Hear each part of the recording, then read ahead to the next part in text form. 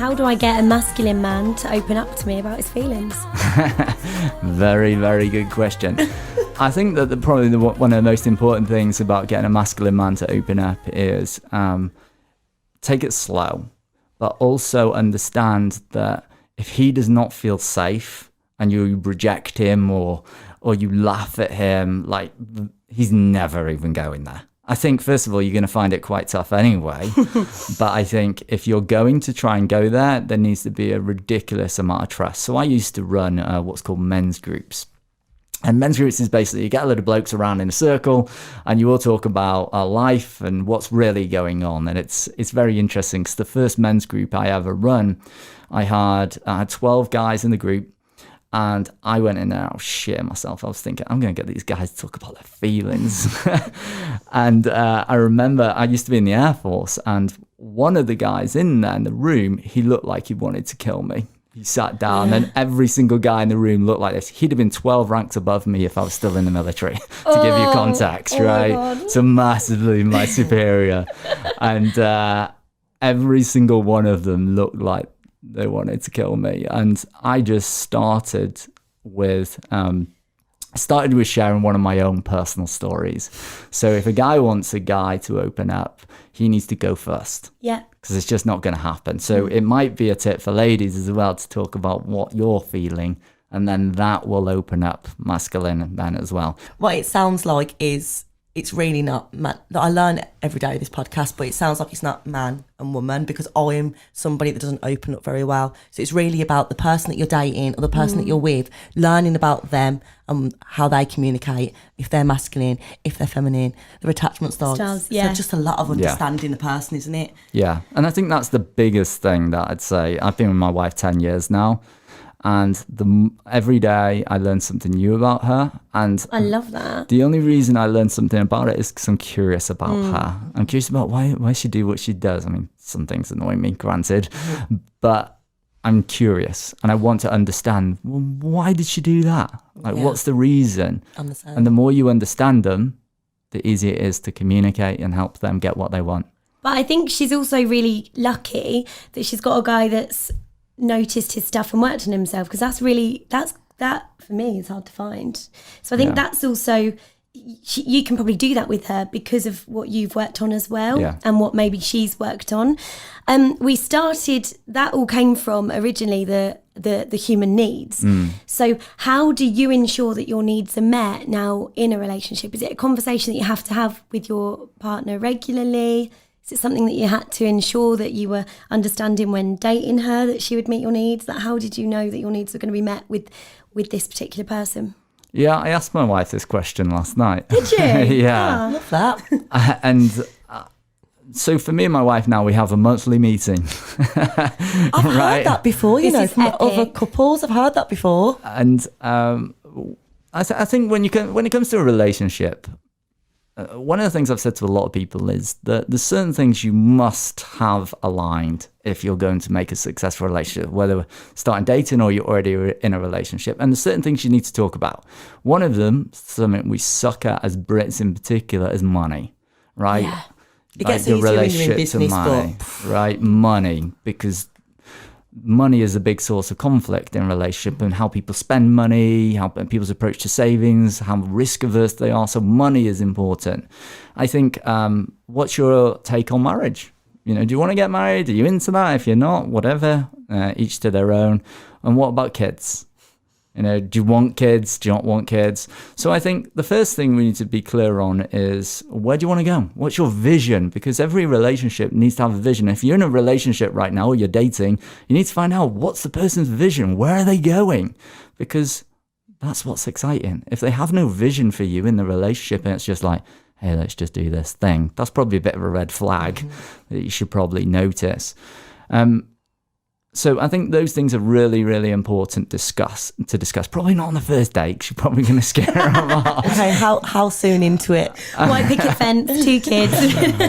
But I don't think it has to be this. Let me just get my checklist out and let me quiz you on it. I think some of these stuff can come up loosely in conversation, and it doesn't need to be this formal thing. I've met plenty of women who are like, I've got my checklist for finding the man of my dreams. Oh yeah, I've done that. I'm the last person, and he didn't. I was like, do you do this? Yes. Do you drive? No. I was like, oh. It was the last one. He nearly made it to all 3. It was the last one. So I will say something though. I think what's most important in terms, I think picking a partner and having a good idea of what you want is the most important thing, because it's going to save you a lot of money and a lot of time and a lot less misery as a result. The most important thing I believe in picking a partner is that you have aligned values.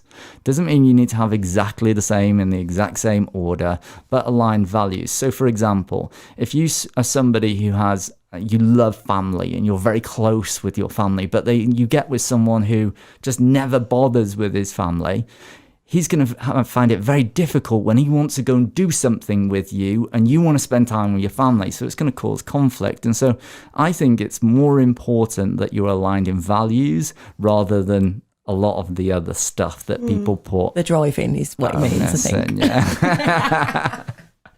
That's what I'd say about it.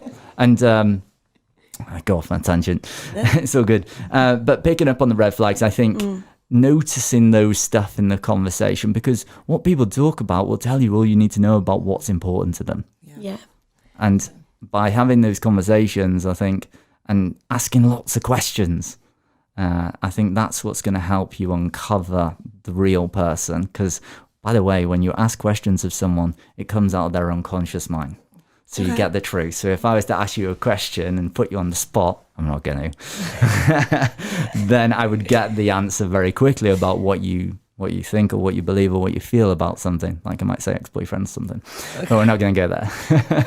Yeah, that makes sense. Whereas if they know that you're asking for a checklist, it's going to automatically be like, isn't it? I've actually had a guy say, well, what would you like me to answer? I've said, who do you live with? And he's said, like, as in on a dating app, and he said, well, who would you like me to live with? And I'm like, that isn't how this works. I'm just trying to gauge if he lives alone or with friends or his mum. And do you know what I mean? Is that you have that expectation, I guess, if you ask really obvious questions like that, they freeze up a bit. Yeah, people will freeze up. If you try and, I think with anybody, so in my coaching, if I try a technique on someone, like hypnosis or something, look around the eyes, not around the eyes, then what will happen is people pick up on it unconsciously. So we have something called the critical faculty in the mind.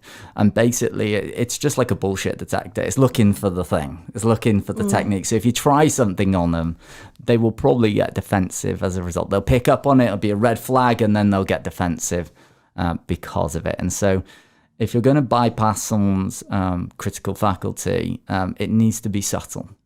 Okay. Interesting. Noted.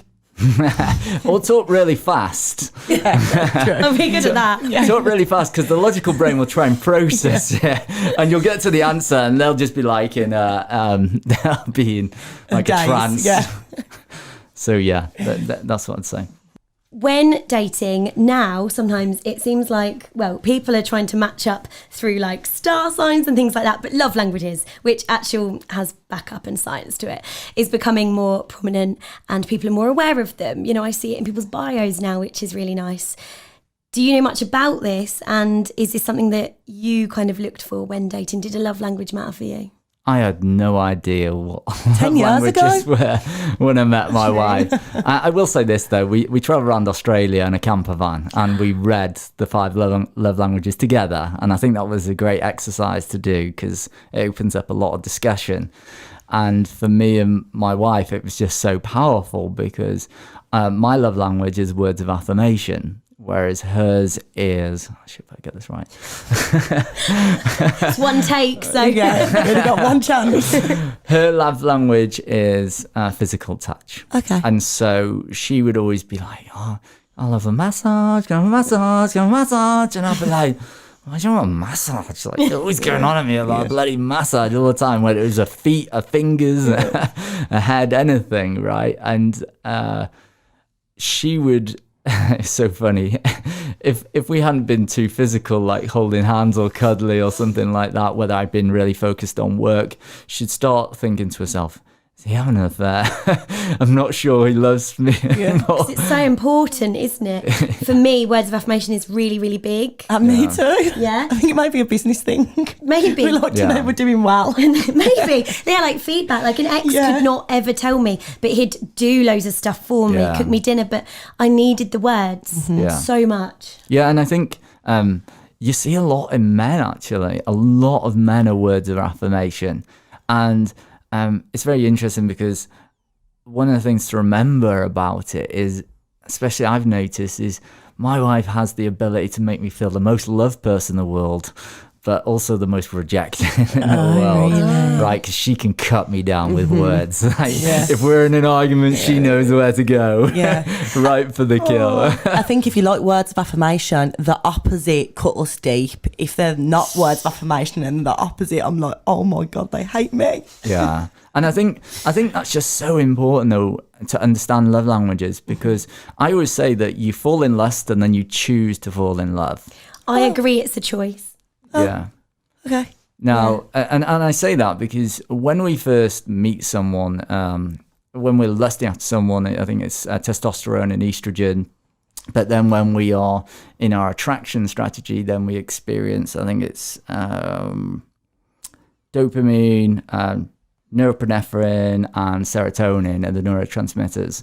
And what happens is we're high on our own supply, right? So, when you don't notice the things that you might notice a little bit further on down the line and you go, they do this really annoying thing, right? Well, that's the point in which you need to choose.